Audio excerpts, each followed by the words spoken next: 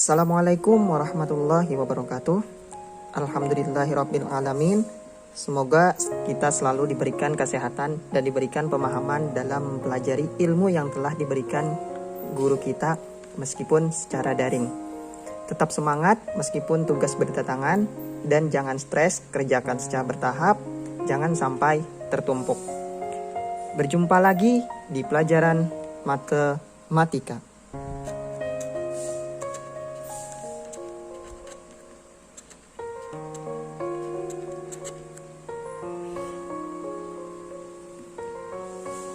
Di pertemuan sebelum-sebelumnya, kita sudah belajar tentang aturan penjumlahan, aturan perkalian, mengisi angka, kemudian faktorial, permutasi yang ada 3 rumus, yaitu permutasi biasa, permutasi unsur yang sama, dan permutasi siklis. Pada pertemuan kali ini, kita akan belajar contoh-contoh soal, sebanyak 15 soal. Insya Allah, untuk mempertajam pemahaman kalian supaya lebih paham tentang yang pertemuan-pertemuan sebelumnya. Mungkin di pertemuan selanjutnya akan ada latihan atau kuis. Untuk mempersingkat, kita masuk saja ke contoh yang pertama. Contoh yang pertama yaitu tentang aturan penjumlahan. Mungkin aturan penjumlahan ini cuma satu contoh karena sudah lebih mudah.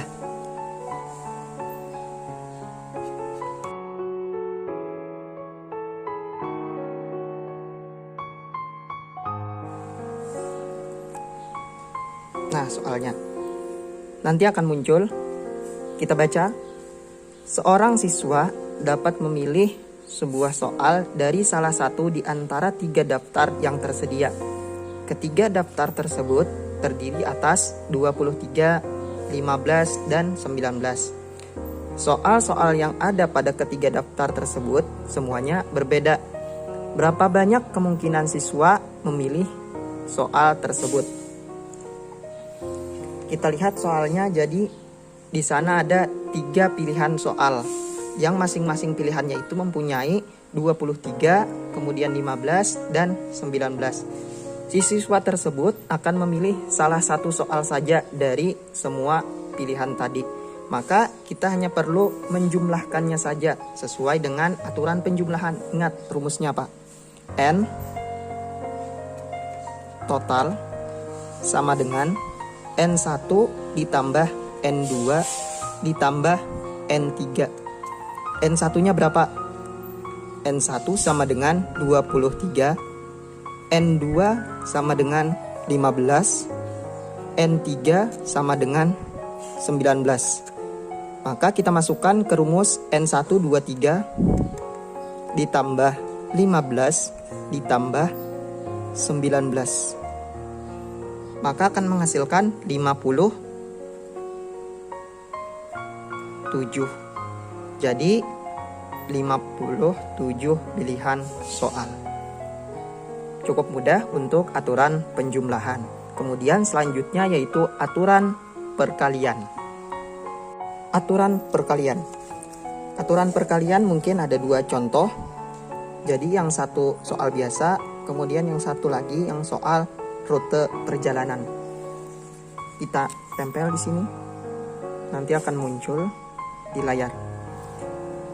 Kita baca soalnya. Jika seorang ibu mempunyai 3 kebaya, 5 selendang, dan 2 buah sepatu, maka banyaknya komposisi pemakaian kebaya, selendang, dan sepatu adalah. Jadi di sini dia akan memakai sekaligus. Karena sekaligus atau mencampur, maka kita memakai aturan perkalian. Masih ingat rumusnya? N keseluruhan total sama dengan N1 dikali N2 dikali N3. Sebelum kita menghitung, maka kita cari dulu N1-nya berapa. N1 sama dengan 3 atau kebaya. N2 sama dengan selendang 5. N3 sama dengan 2 sepatu. kita hitung sama dengan 3 kali 5 kali 2. 3-nya N1, 5-nya N2, 3-nya 2-nya N3 maksudnya. 3 kali 5, 15 kali 2 sama dengan 30. Jadi komposisinya adalah sebanyak 30. Contoh selanjutnya untuk aturan perkalian. Kita tempel di sini. Nanti akan muncul soalnya. Kita baca, suatu keluarga yang tinggal di Surabaya ingin liburan ke Eropa via Arab Saudi. Via itu maksudnya melewati. Jika rute dari Surabaya ke Arab Saudi sebanyak 5 rute penerbangan, sedangkan Arab Saudi ke Eropa ada 6 rute. Maka banyaknya semua pilihan rute penerbangan dari Surabaya ke Eropa adalah, untuk menjawab soal ini, maka kita harus menggambar dulu rute perjalanannya. Kita misalkan Surabaya itu S, kurang jelas. Kemudian Arab Saudi, kita misalkan A. Kenapa Arab Saudi di tengah? Karena dia melewati. Kemudian Eropa, tujuan akhir, kita gambar saja dengan huruf E. Lihat, Surabaya ke Arab Saudi ada berapa rute? Ada 5. Kita gambar 5 garis. 1, 2, 3, 4, 5. Kemudian Arab Saudi ke Eropa ada berapa rute? Ada 6. 1, 2, 3, 4, 5, dan 6. Terbentuklah rute perjalanan dari Surabaya ke Eropa. Pertama, dari Surabaya ke Arab Saudi, misalkan memakai jalan yang ini. 1, kita beri nama 1. Kemudian dari Arab Saudi ke Eropa memakai jalan yang ini. Maka itu namanya 1 rute. Kalau di sini sudah dipakai 1, kemudian ini kan namanya 1 rute. Kemudian misalnya kita memilih lagi di sini yang nomor 2. 1 dengan 2 itu 1 rute. Jadi sudah ada 2 rute. Selanjutnya sampai habis.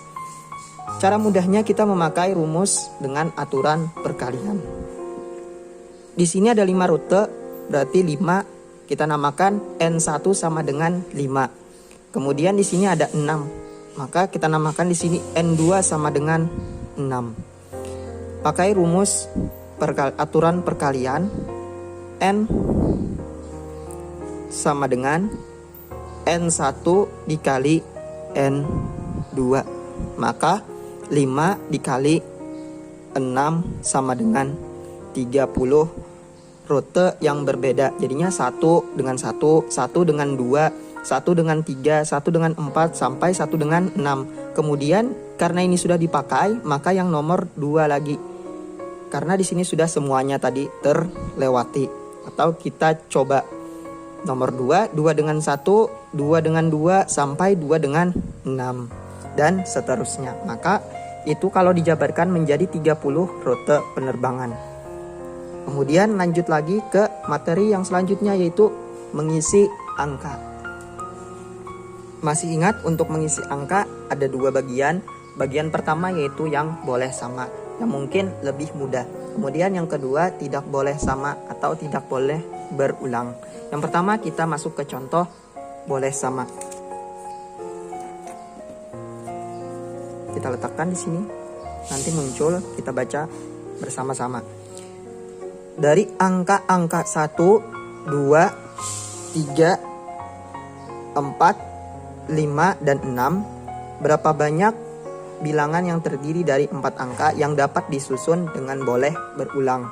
Maksud dari boleh berulang artinya boleh sama. Di sana yang ditanyakan adalah 4 angka. Ingat, 4 angka itu nama lain dari ribuan. Maka kita buat 4 kotak. Sebelum membuat 4 kotak, kita tulis dulu angka yang disediakan. 1,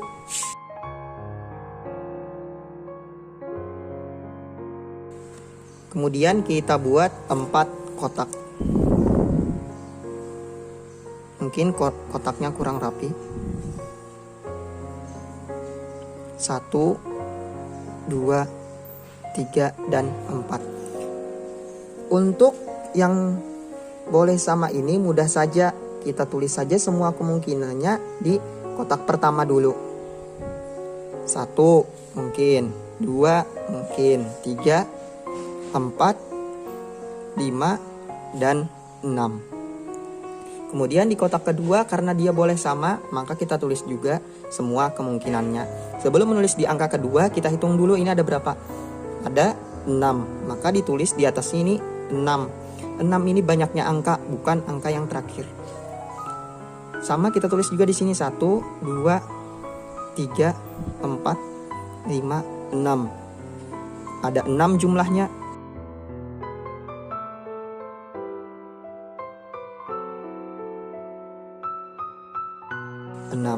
Kita hitung 6 kali 6 kali 6 kali 6 sama dengan,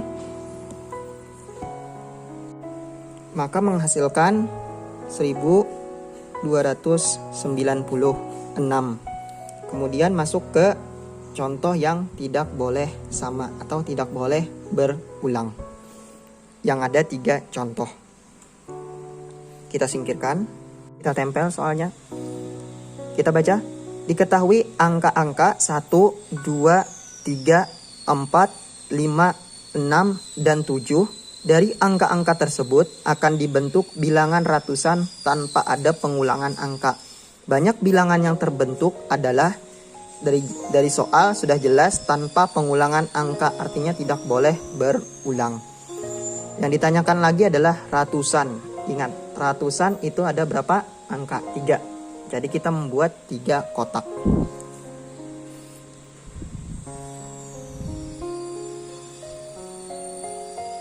Satu, 2, dan 3. Angka yang disediakan adalah 1 sampai 7.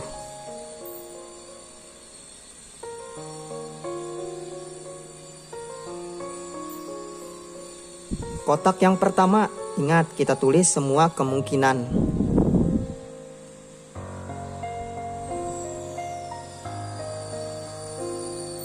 Nah, jadi ada berapa? Ada 7. Kemudian di kotak kedua, karena dia tidak boleh berulang, maka salah satu di kotak pertama harus kita coret atau kita tinggal. Yang mana boleh saja terserah.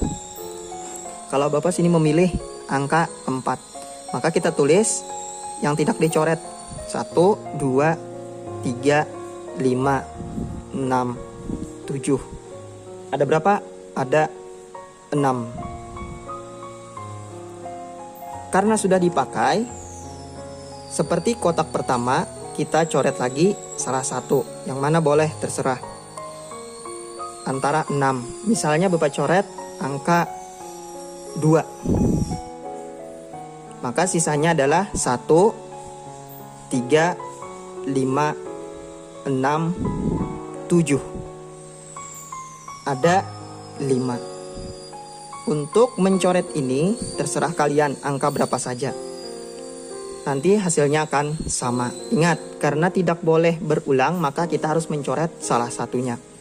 Kita hitung pakai rumus perkalian. 7 kali 6 kali 5 sama dengan 7 kali 6 42. 42 kali 5 berapa? 210. Ini untuk yang tidak boleh berulang. Kemudian contoh selanjutnya yang mungkin lebih ada syaratnya lagi. Kita tempel contoh selanjutnya. Nah, kita baca soalnya. Disediakan angka-angka 2, 3, 4, 5, 6, dan 7. Dari angka-angka tersebut akan dibentuk bilangan ribuan genap dengan ketentuan tidak ada pengulangan angka pada bilangan yang terbentuk. Banyak bilangan yang dapat dibentuk adalah, jadi masih sama, tidak ada pengulangan atau tidak boleh sama. Dan yang ditanyakan adalah ribuan, tetapi ribuan genap. Nah, di situ ada syaratnya, yaitu harus genap.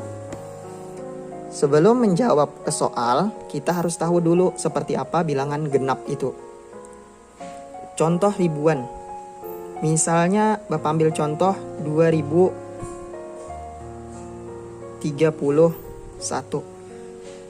Ini termasuk ribuan genap atau ganjil? Ribuan ganjil. Kenapa ribuan ganjil? Karena kita tahunya di sini adalah satu itu ganjil, maka ini menjadi ribuan ganjil. Lalu bagaimana yang ribuan genap? Kita ambil contoh 2346. Nah, ini ribuan ganjil atau genap? Ribuan genap. Kenapa ribuan genap? Karena angka terakhir itu adalah genap. Jadi untuk melihat ribuan ganjil dengan genap itu kita melihat angka terakhir. Jadi untuk mengerjakan soal ini kita mulai dari yang terakhir menentukannya atau kotak terakhir. Sama seperti tadi kita bentuk 4 kotak. Kenapa 4 kotak? Ingat, karena ribuan. 1, 2, 3, dan 4. Kotak terakhir yang mana? Yang di sini. Kita lihat angka yang disediakan. Kita tulis saja di sini. 2, 3, 4, 5, dan 6, kemudian 7. Kita lihat di sini yang genap yang mana? 2 genap atau bukan? Genap. 3 bukan, 4 genap, 5 bukan, 6 genap, 7 bukan. Kita tulis saja yang genap di sini. 2, kemudian 4, kemudian 6. Ada berapa yang genap? Ada 3. Kita coret karena dia tidak boleh berulang, maka salah satunya harus kita coret atau kita tidak gunakan lagi. Yang mana? Terserah. Bapak tulis saja 2. Nah, berarti 2. Kemudian untuk kotak selanjutnya bagaimana? Untuk kotak selanjutnya kita maka akan berpindah ke kotak pertama. Kotak pertama kita tulis saja yang tidak dicoret tadi 4, kemudian 6. Untuk sisanya yang ganjil sudah boleh. Kita ambil saja yang ganjil 3, kemudian 5, kemudian 7. Ada berapa ini? Ada 5. Kemudian untuk seterusnya sama.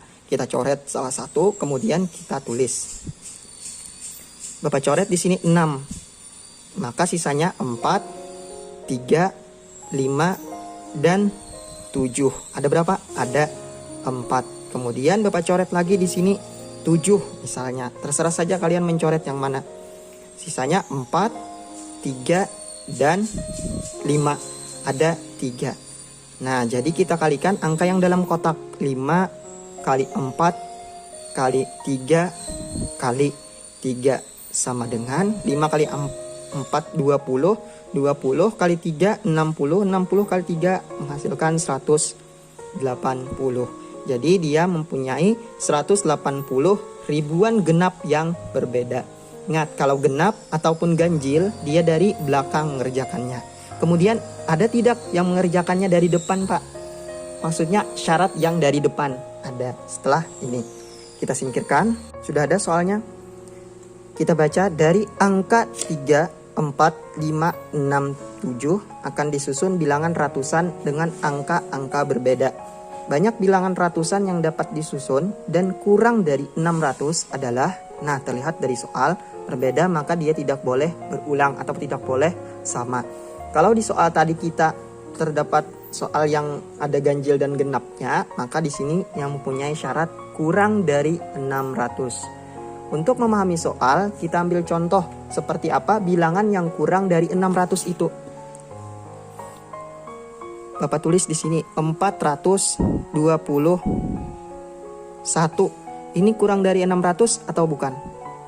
Kurang dari 600. Kemudian Bapak tulis lagi di sini 724. Ini kurang dari 600 bukan?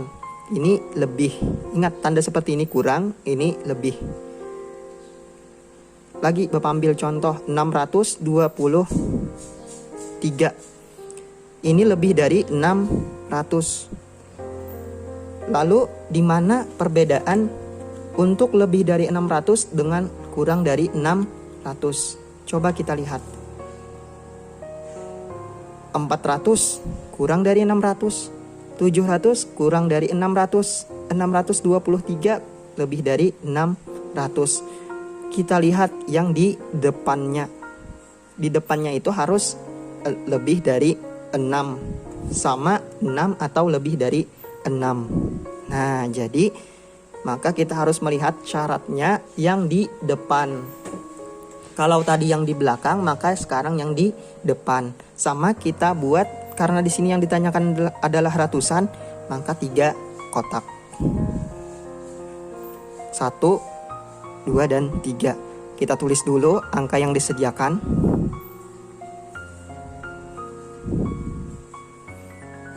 Lihat, dari 2 ini, dari kelimanya ini, yang mana angkanya itu kurang dari 6.